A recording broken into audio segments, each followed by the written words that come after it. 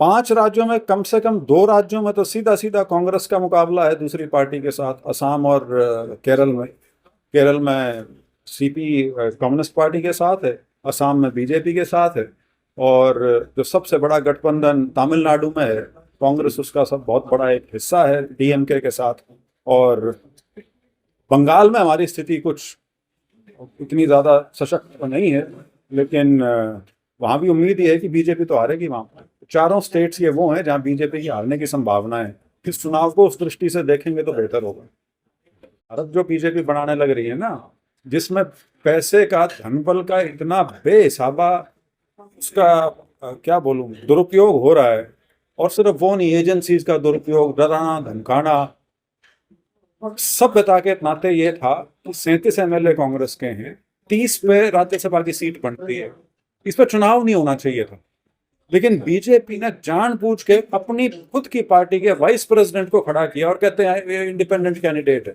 तो मंशा, जब आदमी की सोच विकृत हो जाए और वो हर इंस्टीट्यूशन को साम दाम दंड भेद से काबू करने का प्रयास करे, ये उसका उदाहरण है।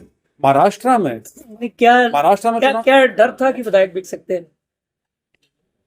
बिकने की बात नहीं है, डर जो क्या था? दूसरी तरफ जो है ना, डर क्या था? उनकी सोच ऐसी है कि वो हर चीज को समझते हैं कि बिकाऊ है। मेरे ख्याल से बीजेपी वालों को भी सड़क पे उतरना चाहिए। ये तो उनका फेवरेट पास टाइम होता था, सिलेंडर लेके सड़क पे उतरना। भूल गए, सब कुछ भूल गए। वो क्योंकि सत्ता के नशे में इतने चूर हैं कि वो इन कतारों को भी कहते हैं कहाँ है कतार, कोई कमी नहीं है, सिलेंडर तो भरपूर है। सिलेंडर भरपूर है और कतार लगी हुई है, तो इसका मतलब यह है कि आपकी सरकार इतनी निकम्मी है कि वो काला बाजारी रोकने में बिल्कुल असफल है। सर, वो तो ये कहते हैं कि सरकार इसीलिए तो बना के दी थी लोगों ने कि आप कांग्रेस से बेहतर करके दिखाओ। यदि कांग्रेस के टाइम में जो होता था यदि वही आपका पैमाना है, तो इतना हाहाकार मचाने की जरूरत क्या है?